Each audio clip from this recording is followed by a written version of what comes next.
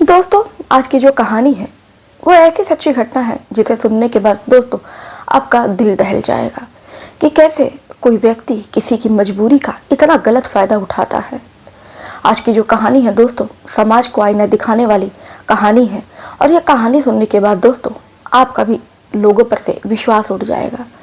दरअसल दोस्तों, मैं ऐसा क्यों कह रही हूँ, क्योंकि बिहार के छपरा जिले की रहने वाली एक मात्र 8 साल की लड़की, जिसके पिता का साया जो है उसके सर पर से उठ जाता है, पिता की मृत्यु हो जाती है। पिता की मृत्यु के बाद जो उसकी माँ होती है वो दर दर की ठोकरें खाने पर मजबूर हो जाती है।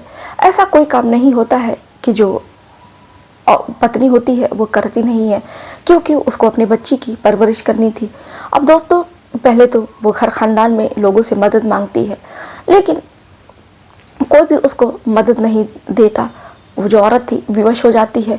एक दिन उसकी मुलाकात एक लड़के से होती है। देखते देखते दोनों में प्यार हो जाता है और दोनों शादी के बंधन में बंध जाते हैं। अब उसके बाद से ये जो लड़की थी वो अपनी बच्ची और अपने प्रेमी के साथ, यानी कि जो उसका अब होने वाला पति है, उसके साथ रह रही थी।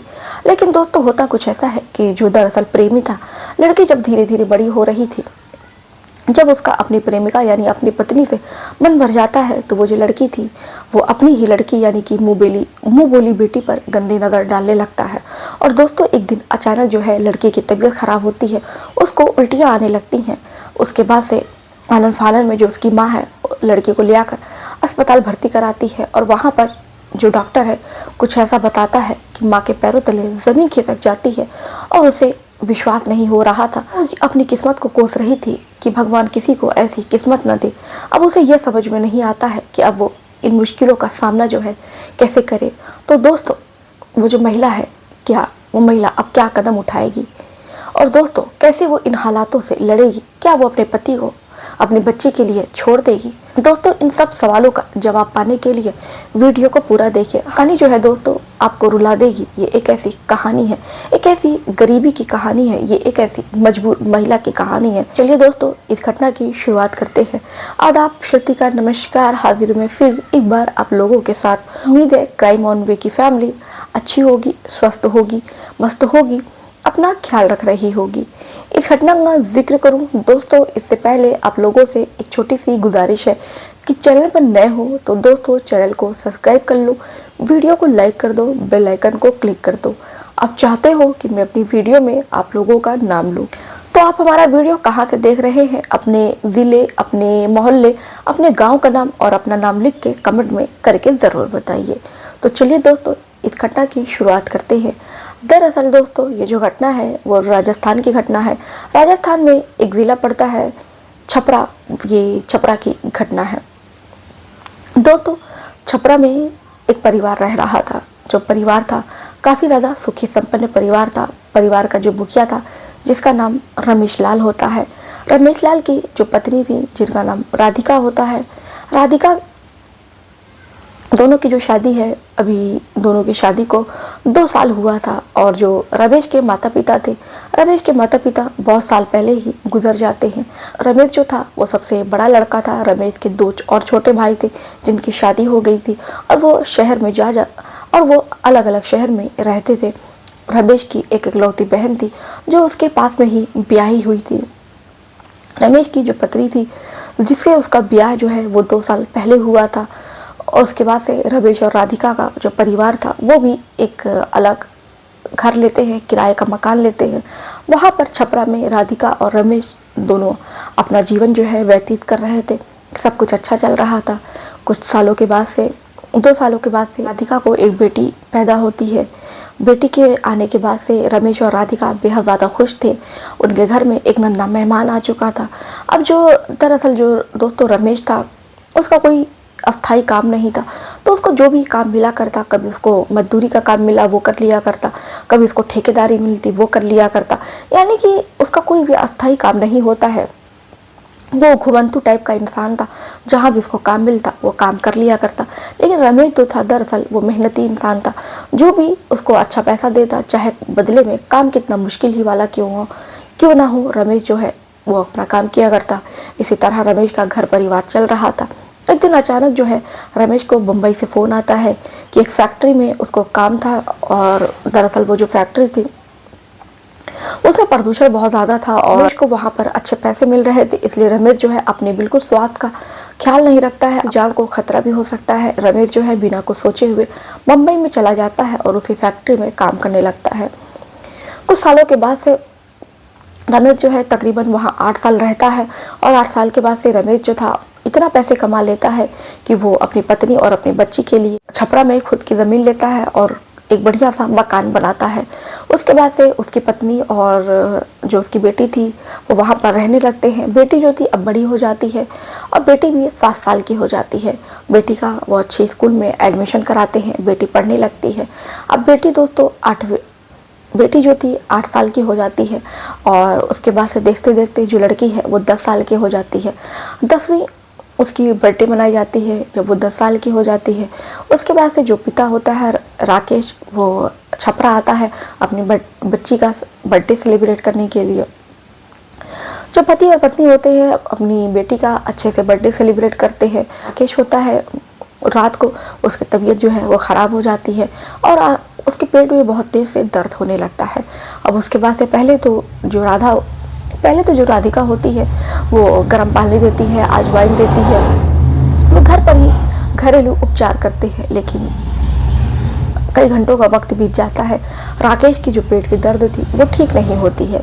इस कारण से जो राधिका होती है एम्बुलेंस बुलाती है और आनन फानन में अपने पति को अस्पताल में ले जाकर भर्ती कराती है। वहाँ पर जो डॉक्टर होते हैं वो राकेश को देखते हैं। उसके बाद से वहाँ पर उसकी कुछ जांच पड़ताल करते हैं। जांच में ही पता चलता है कि दरअसल जो राकेश है उसके पेट में कैंसर है। अब ये सुनने के बाद से राधिका जो है वो बिल्कुल पागल सी हो जाती है। उसको कुछ भी समझ में नहीं आता है कि वो क्या करे। डॉक्टर जवाब दे देते हैं, कहते हैं कि ये कुछ घंटों का मेहमान है, हम कुछ कह नहीं सकते हैं, आप चाहें तो इनको ले जा सकते हैं, नहीं तो यहीं पर रहने दें। अब उसके बाद से राधिका जो है वो डॉक्टर के बहुत ज़्यादा हाथ पर जोड़ती है कि डॉक्टर साहब किसी तरह मेरे पति की जान बचा लीजिए। लेकिन जो डॉक्टर होते हैं वो सीधे साफ मना कर देते हैं कि देखिए आपके जो पति हैं बहुत देर हो चुकी है, कैंसर जो है पूरे पेट में फैल चुका है और अगर हम इसका ऑपरेशन करेंगे तो वो आपको अपने रिस्क पे करना पड़ेगा। या तो ये ठीक भी हो सकते हैं या फिर तुरंत ही ऑन द स्पॉट इनकी मृत्यु हो जाएगी। अब राधिका जो होती है उसको समझ में नहीं आता है कि वो क्या फ़ैसला ले। अब वो यही सब में जूझ रही थी कि जो रात है वो किसी तरह गुजर जाती है और सुबह जो है राकेश की मृत्यु हो जाती है। और उसके बाद से दोस्तों जो पत्नी है बिल्कुल मानो टूट जाती है, रो रो के पागल हो जाती है। जो उसकी बेटी थी 10 साल की वो भी पापा पापा कहकर खूब रो रही थी, चिल्ला रही थी। घर में बिल्कुल मातम सा मन गया था। राधिका जो है अपने रिश्तेदारों को फ़ोन करके बताती है। तुरंत जो है राधिका के ससुराल वाले, राधिका के जो भी रिश्तेदार थे, मायके वाले थे, तुरंत जो है अस्पताल में पहुंचते हैं और राधिका के पति की डेड बॉडी जो है वो उसको घर लेकर आते हैं। घर में रोना धोना मचता है और उसके बाद से दोस्तों राकेश का अंतिम संस्कार कर दिया जाता है। राधिका राकेश के जाने के बाद से बहुत टूट जाती है। किसी तरह जो राधिका के ससुराल वाले थे, राधिका के मायके वाले थे, राधिका को समझाते हैं, बुझाते हैं कि देखो इतना रोगी तो काम कैसे चलेगा, तुम्हारी एक बेटी है, अब उसकी परवरिश जो है तुम्हें ही करनी है। और उसकी परवरिश ही नहीं, तुम्हें उसका एक पिता बन के भी उसका ख्याल रखना है, एक माँ बन के भी उसका ख्याल रखना है। तुम रोगी, इतनी टूट जाओगी तो बच्ची का क्या होगा। बच्ची का मुंह देखो, अगर तुम ही इतना रोगी तो बच्ची का क्या होगा। उसके बाद से दोस्तों जो रिश्तेदार वाले होते हैं वो कितना राधिका के पास रहते। हफ्ते 10 दिन का वक्त बीतता है। 13वीं राकेश की 13वीं होती है। 13वीं होने के बाद से एक जो परिवार वाले थे, घर खानदान वाले थे, हर कोई घर से जाने लगता है और उसके बाद से राधिका की बेटी जो है घर पर अकेली रह जाती हैं। अब उसके बाद से राधिका जो है अपनी बेटी की परवरिश करने लगती है। धीरे धीरे जो वक्त है वो आगे गुजरने लगता है। राकेश ने जो भी बैंक बैलेंस बना रखे थे, राधिका उसी से अपने घर का खर्चा चलाती है। ज़िंदगी जो है इसी तरह राधिका और राधिका की बेटी की चल रही थी। इसी तरह 2 साल 4 साल का वक्त बीतता है। 4 साल के बाद से दोस्तों 4 साल के बाद से राकेश का बैंक बैलेंस भी जो है वो ख़त्म होने लगता है। अब राधिका को समझ में नहीं आ रहा था कि वो घर का खर्चा कैसे चलाए। 4 साल के बाद से बैंक बैलेंस बिल्कुल कुछ भी नहीं बचता है, एकदम शून्य हो जाता है। तो राधिका जो है मजबूरी में लोगों के घरों में जाकर बर्तन मांजने लगती है। जो भी उससे उसको पैसा मिलता है उसी से वो अपना और अपनी बेटी का पेट पालने लगती है। राधिका दोस्तों दुखों की बहुत ज़्यादा मारी थी, उसे कुछ भी समझ में नहीं आता है कि वो क्या करे। जहाँ भी वो जाती लोग उसे नौकरानी की नज़र से देखते और उसको भला बुरा कहते। बहुत लोग उसको बुरी बुरी बातें कहते कि राधिका जो है दरअसल वो मनहूस है और इसी कारण से, मनहूसी के कारण से उसका जो पति है वो मर गया। उसके बाद से राधिका जो है वो खुद ही इतनी दुखों की मारी थी, वो किसी से कहती वे तो क्या कहती। राधिका ये सब बातें सुनती तो उसकी आंखों से आंसू छलक आते। वो अपने आंसू को पोंछती और अपना काम जो है वो करती और राधिका अपने घर पर लौट आती। इसी तरह राधिका की जिंदगी जो है चल रही थी। एक दिन राधिका के घर में एक मैकेनिक आता है जो पंखा बनाने का काम करता है। राधिका जब भी कोई लाइट बिगड़ती, कोई भी परेशानी होती, कुछ भी, तो वो उसी लड़के को बुलाया करती थी। अब जो लड़का होता है वो राधिका के घर आया करता है, जिसका नाम मोहन होता है। मोहन जो है राधिका के घर लाइट बनाने आता है और उसके बाद से कभी कभी राधिका के पास पैसे नहीं होते तो मोहन जो है राधिका को विधवा समझ के उसका काम जो है फ्री में कर दिया करता है। अब देखते देखते राधिका जो है कभी कभी मोहन के सामने अपनी आप बीती बता दिया करती है। इसी तरह राधिका का भी मन हल्का हो जाया करता था। मोहन और राधिका के बीच में जो करीबियां हैं वो बढ़ने लगती हैं। मोहन का जो राधिका के घर है वो आए दिन आना जाना लगा रहता है।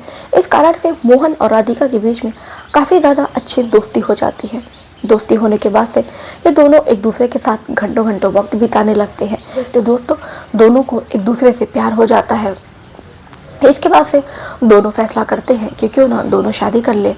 अब इसके बाद से दोस्तों राधिका और मोहन जो है दोनों एक दूसरे के साथ शादी कर लेते हैं, साथ शादी के बंधन में बन जाते हैं। अब इनका जो परिवार है पहले जैसा नहीं रहता है। घर में एक मर्द था, घर में खुशहाली थी, घर में किसी चीज़ की कोई कमी नहीं थी। जो मोहन था वो भी लाइट बनाने का काम करता है, उसको अच्छे खासे पैसे मिल रहे थे। इधर जो राधिका है वो भी लोगों के घर में बर्तन मांजने का काम जो है वो बंद कर देती है।